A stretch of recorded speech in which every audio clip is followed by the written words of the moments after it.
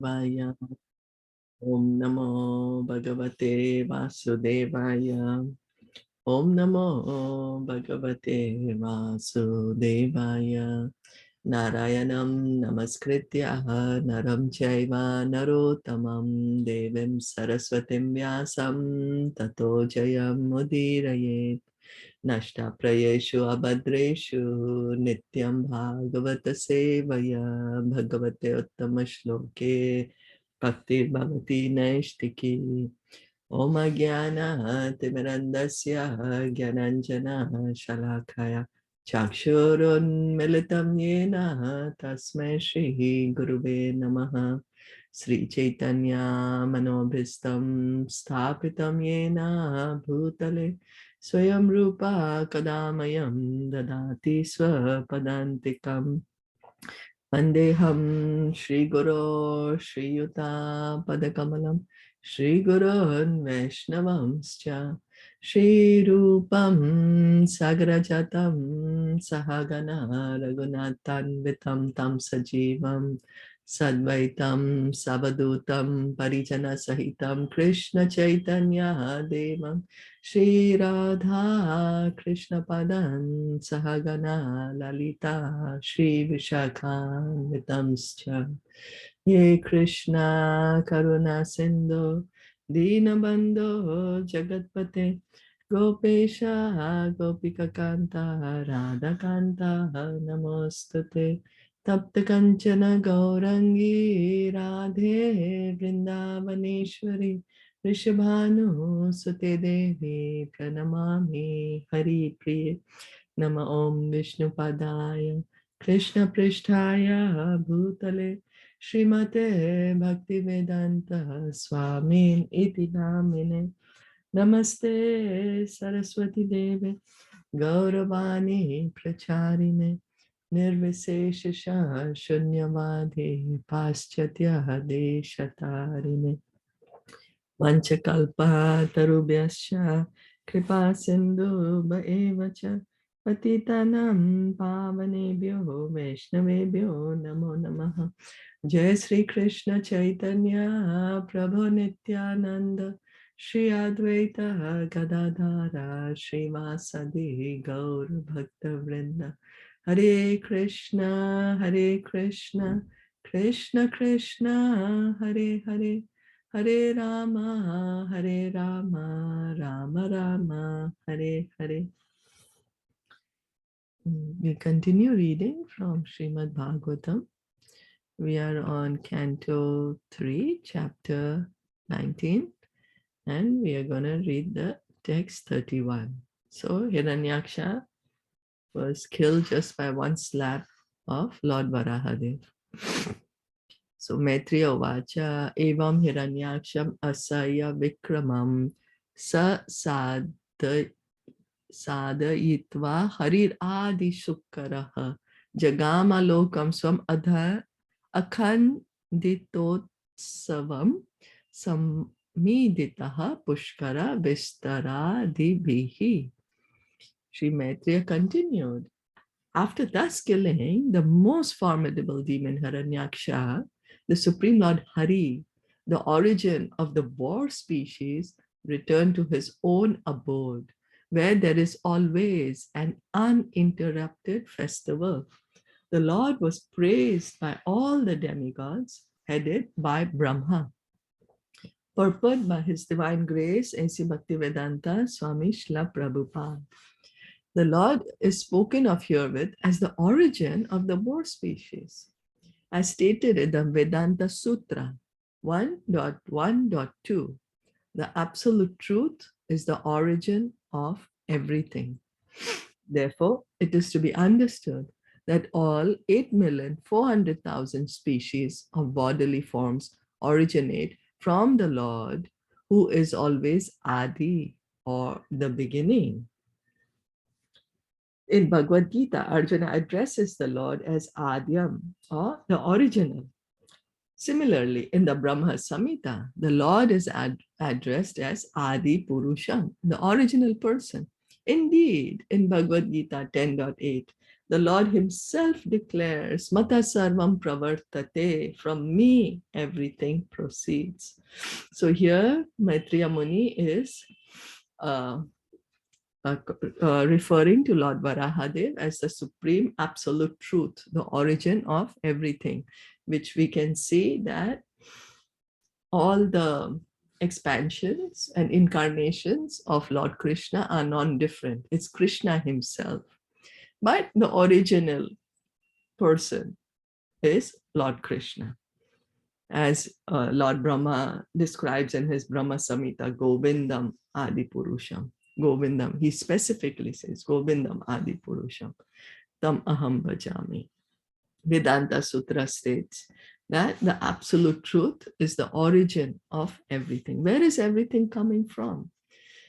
You know, where is everything coming from? If we ever wonder, it's all coming from Krishna. It's all coming from Krishna. So reading on, in this situation, the Lord assumed the shape of a boar to kill the demon Hiranyaksha and pick up the earth from the Garbha ocean. Thus, he became Adi Shukara, the original boar. In the material world, a boar or pig is considered most abominable. But the Adi Shukara, the supreme personality of Godhead, was not treated as an ordinary boar. Even Lord Brahma and other demigods praise the Lord's form as a boar. So Lord Varahadev is called Adi Shukara, means the origin of means the original boar. The original boar, Adi Shukara. And so we can understand that he's not his form is not material. We do not worship an ordinary pig or an ordinary boar. We don't. But Lord Krishna's form, even in the form of a boar, is transcendental. It's transcendental. And we can see how the Lord assumes different forms to perform different pastimes. So the earth was inside the Garbha ocean. Then how to pick it up? So he assumed this form of a boar so that he could go deep into the ocean and pick up the earth with his tusks. Like Krishna assumed the form of Lord Nrsimhadev to kill Hiranyakashipu, to fulfill all the promises given by Brahmaji. We can see how Krishna is, for his different incarnations, how he's assuming different forms for the purpose of that pastime. Like he assumes the Kurma avatar so that the mountain could be placed on his back when the churning of the ocean is happening. You know, so reading on, this verse confirms the statement in Bhagavad Gita that the Lord appears as he is from his transcendental abode for the sake of killing the miscreants and saving the devotees. So how does the Lord come from? He's coming from his transcendental abode. He has a planet, spiritual planet, and he comes from there. Why? To kill the miscreants and to protect his devotees. By killing the demon Hiranyaksha, he fulfilled his promise to kill the demons and always protect the demigods headed by Brahma. The statement that the Lord returned to his own abode indicates that he has his own particular transcendental residence. Since he is full of all energies, he is all-pervasive in spite of his residing in Golok Vrindavan, just as the sun, although situated in a particular place within the universe, is present by its sunshine throughout the universe. So the Lord, how he is very far away and yet very near. This is his inconceivable potency. Tad antikeva tad durike, the Upanishad mantra is there, that he's very far away and yet he's very near. How? Far away. He's in his spiritual abode, Golok Vrindavan, very far away from here. It's beyond this material world and very near. How? In his Paramatma feature, he's everywhere. He's everywhere, and even in our hearts. So because the Lord, he has these potencies, He's full of energies, full of potencies. That's how he is everywhere and yet very far. Like the sun planet is there fixed in one place, Srila Prabhupada is saying, but by the sunshine, the sun is everywhere. So although the Lord has a particular abode in which to reside, he is all pervasive. The impersonalists accept one aspect of the Lord's features, the all-pervasive aspect, but they cannot understand his localized situation in his transcendental abode, where he always engages in fully transcendental pastimes. So the impersonalists, they are not able to accept the absolute truth as he is. They're only able to accept his all-pervasive feature, that he's everywhere, omnipresent. But yet, his localized situation is also there, that he is there in his own abode of Golok Vrindavan. That is understanding the absolute truth as he is. Brahmatmeti, Paramatmeti, Bhagwaneti, Shabdayate. And what is he doing there in the transcendental abode? What is he doing in the spiritual planets? He's always engaged in transcendental pastimes. It's not boring over there. Every day is a festival. Every moment is a festival. Every step is a dance, and every word is a song. It's beautiful, beautiful pastimes happening in the spiritual world. So especially mentioned in this verse is the word akhanditotsavam. Utsava means pleasure. Whenever some functions takes place to express happiness, it's called utsav. So utsav, the expression of complete happiness, is always present in the Vaikuntha Lokas, the abode of the Lord, who is worshipable even by demigods like Brahma, to say nothing of other less important entities such as human beings.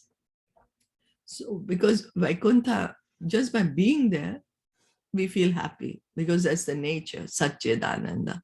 That's the nature of the spiritual world. Now, how are they expressing the happiness? By some festival or the other, some function or the other. Oh, there is the swing festival. Let's collect a lot of flowers. Let's decorate the swing, and then let's let Radha and Krishna sit on the swing, and then there's a huge festival and happiness and singing and dancing. So like that, it's all just happy. There's no pressure, there's no tension or what I have to do. There's some disease happening or there's some suffering happening. No, it's just celebrations. Over here, our celebrations are very short, for a few hours or a few days. But in the spiritual world, it's an unending celebration. The Lord descends from his own abode, from his abode to this world, and therefore he is called Avatar, which means one who descends. So Avatar, the meaning of Avatar means one who descends. Descending from where? From his transcendental abode, which is high up, highest planet. Sometimes avatar is understood to refer to an incarnation who assumes a material form of flesh and bone, but actually avatar refers to one who descends from higher regions. The Lord's abode is situated far above this material sky, and he descends from that higher position. Thus, he is called avatar. So avatar is the transcendental form of the Lord. But sometimes also avatar, because like Shaktiavesh avatar is also there, empowered jiva. They will have a material body. But in the true sense, avatar means one who's coming from the transcendental abode. And it's mentioned only for the Lord, because he is coming. He's descending from his abode to this material world. Is that okay?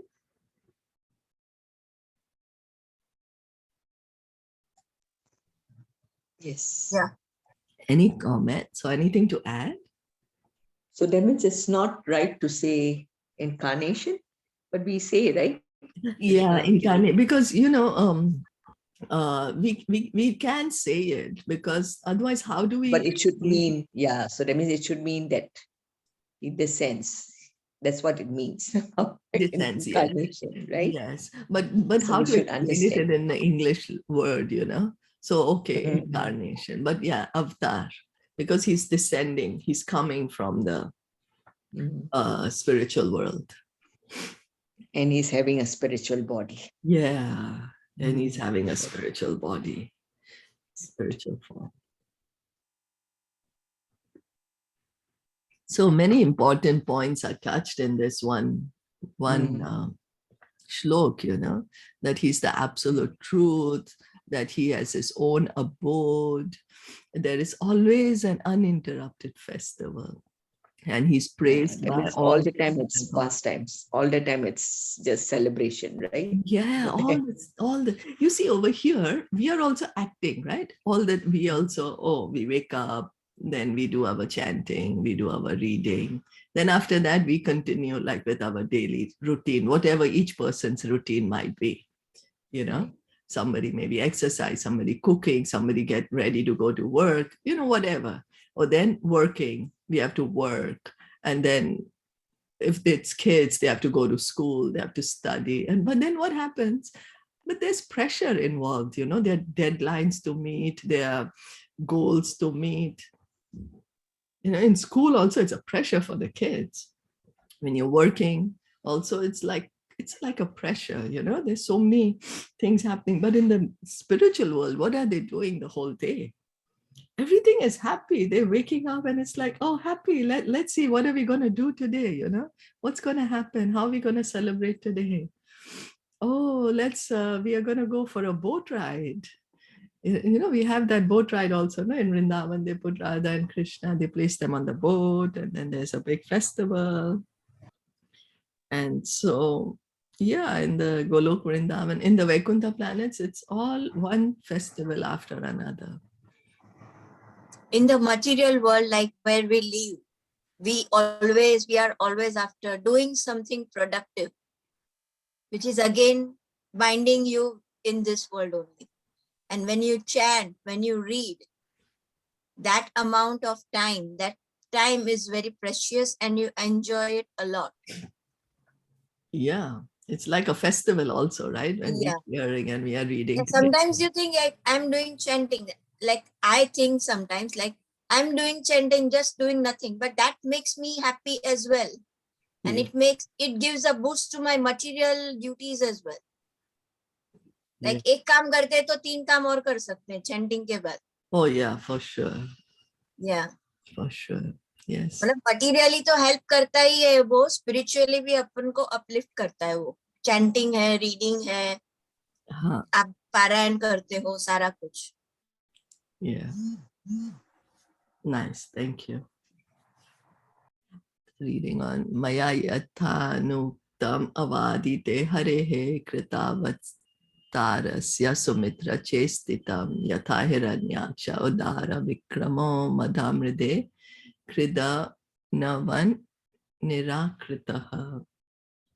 Maitreya continued, my dear Vidur, I have explained to you the personality of Godhead's coming down as the first Boar incarnation and killing in a great fight a demon of unprecedented prowess, as if he were just a plaything. This has been narrated by me as I heard it from my predecessor, spiritual master. So here the sage Maitreya admits that he explained the incident of the killing of Hiranyaksha by the Supreme Personality of Godhead as a straight narration. He did not manufacture anything or add interpretation, but explained whatever he had heard from his spiritual master. Thus, he accepted as bonified the system of parampara, or receiving the transcendental message in disciplic succession, unless received by this bona fide process of hearing from a spiritual master The statement of an acharya or preceptor cannot be valid. So Maitreya Muni is saying, my dear Vidur, I narrated this pastime to you that Lord came, personality of Godhead. Again, it's stressed that the absolute truth is a person. The personality of Godhead. He came down from the spiritual to the material world. He came in the form of a boar and he killed this demon. And I am telling you this story, this pastime, exactly as I heard it from my spiritual master. And so this is the way to receive spiritual knowledge. This is the way to receive transcendental knowledge, to hear in the parampara, so that we are hearing exactly the pastime as it happened. There is no misinterpretation. There is no confusion created. In fact, then the doubts are cleared. So we are also hearing in the parampara system. So we are hearing the pastimes as they were actually happened, as they happened. And so we can see gradually how our doubts are being clarified. What we have to do is just hear with attention and submission. Submission. We need to hear with submission. Why? Because these pastimes have happened.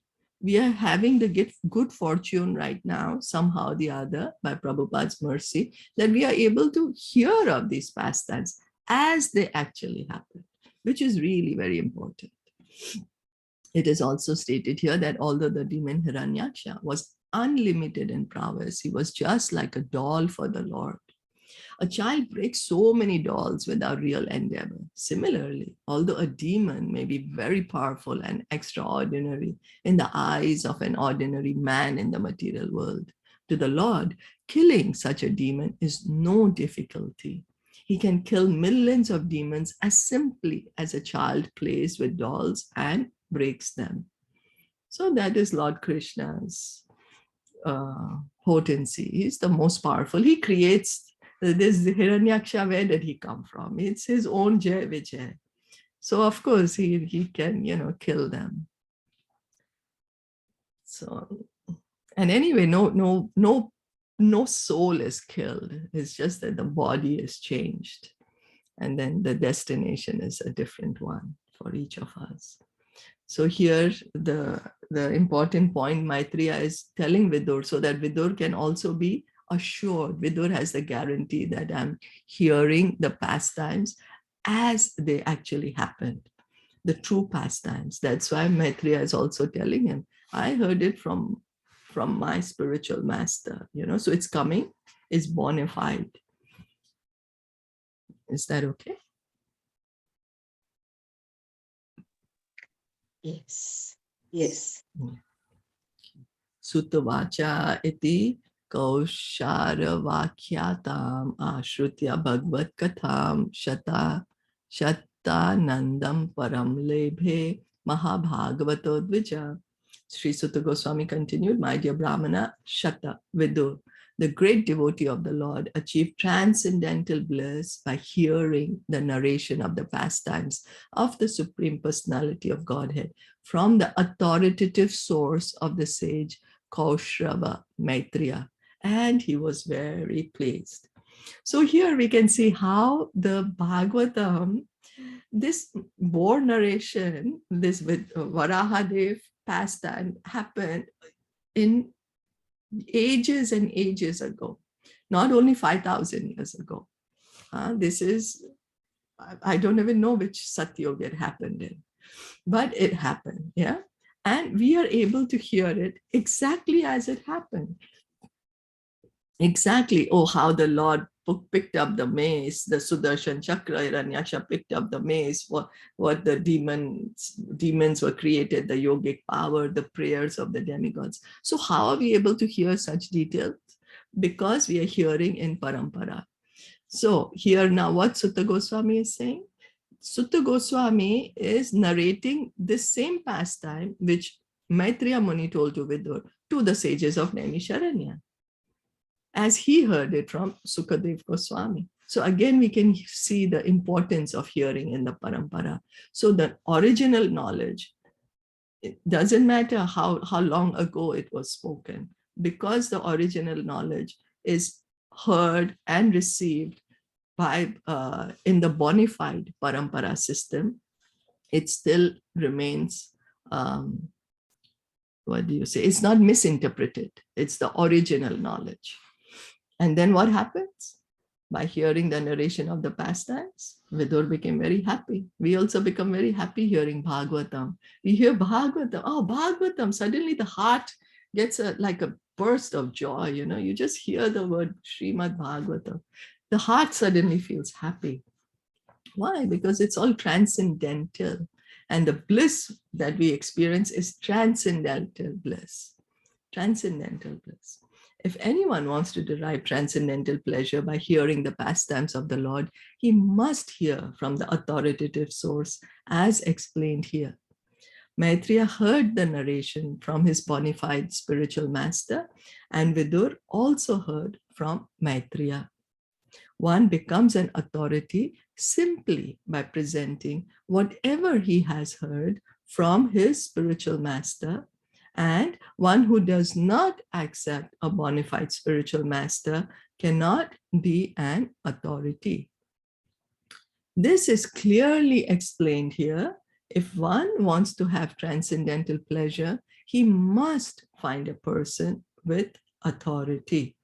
So now, why we feel so much pleasure when we are hearing Bhagavatam? Because we are hearing from authority. We are hearing in the parampara system. It is also stated in the Bhagavatam that simply by hearing from an authoritative source with the ear and the heart, one can relish the pastimes of the Lord. Otherwise, it is not possible. So what are we doing? We are just hearing here and we feel happy. We are not doing great things, we are not endeavoring hard. We are not doing difficult things to feel happy. We're just simply sitting down here, trying to understand, trying to hear the Srimad Bhagavatam, and it gives really great pleasure to the heart. Sanatana Goswami therefore has specially warned that one should not hear anything about the personality of God, of the Lord, from the lips of a non-devotee. Sanatana Goswami, one of the 6 Goswamis of Vrindavan, he warns us that when we are hearing about the Lord, about his pastimes, we should hear them from the devotees.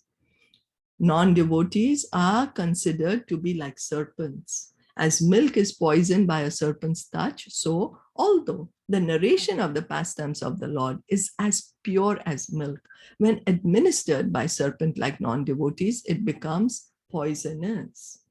Not only does it have no effect in transcendental pleasure, but it is dangerous also.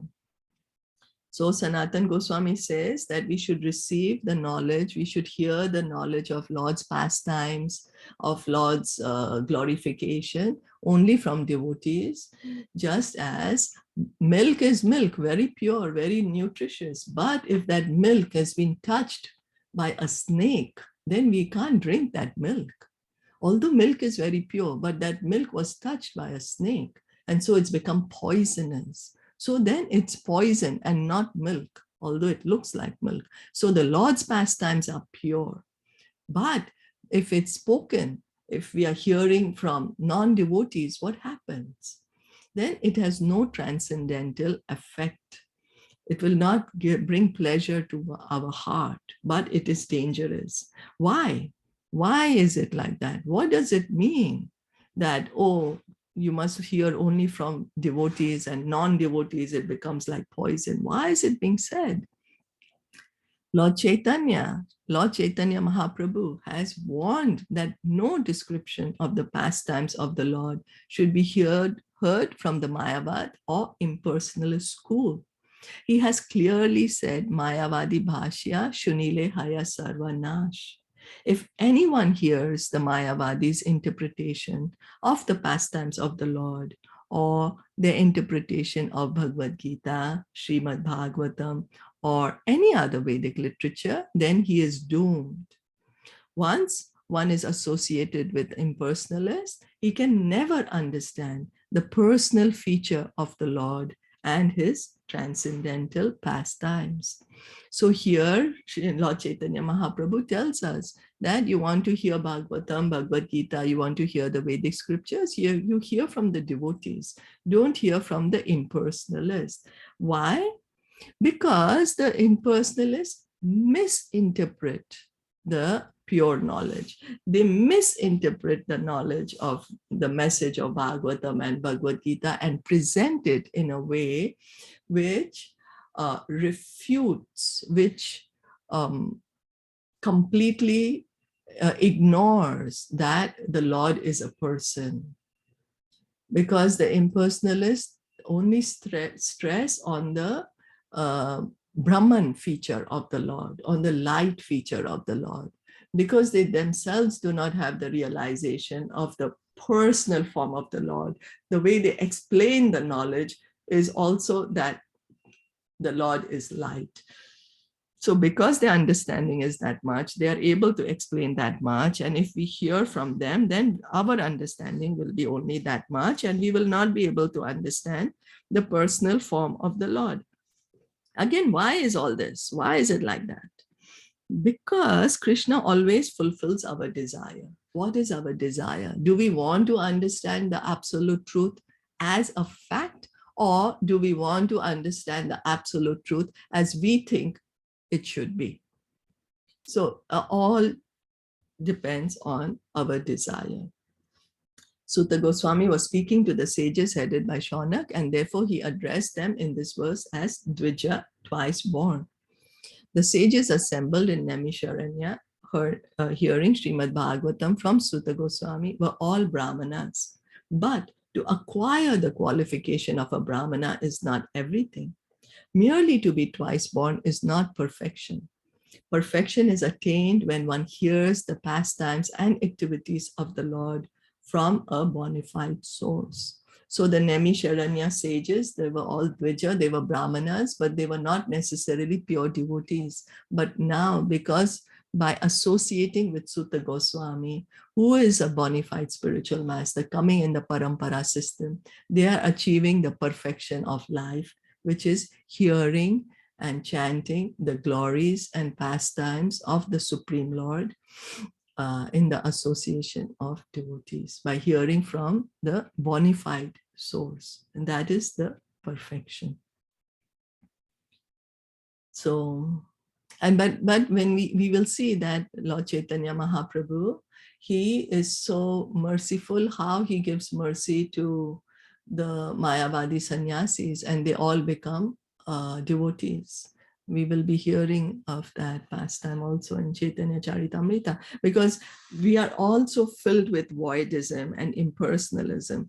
So what to do? Lord Chaitanya said, just chant Hare Krishna. You just chant, and then all these impurities in our heart will go away, and we will understand the absolute truth for a fact. Is that okay? Yes. Yeah. So the idea for us is not to condemn others. Oh, no. Oh, this one is like that. No, I can't go there. Oh, no, I can't hear like that. No, but this is for our own understanding, for our own protection. Or I need to hear knowledge. Who shall I hear from? In a humble way. And if I don't want to hear from someone, I can very humbly excuse myself. I don't need to, create a big thing about it. So we'll stop here for today. And there were any comments or questions? Anyone wanted to add anything?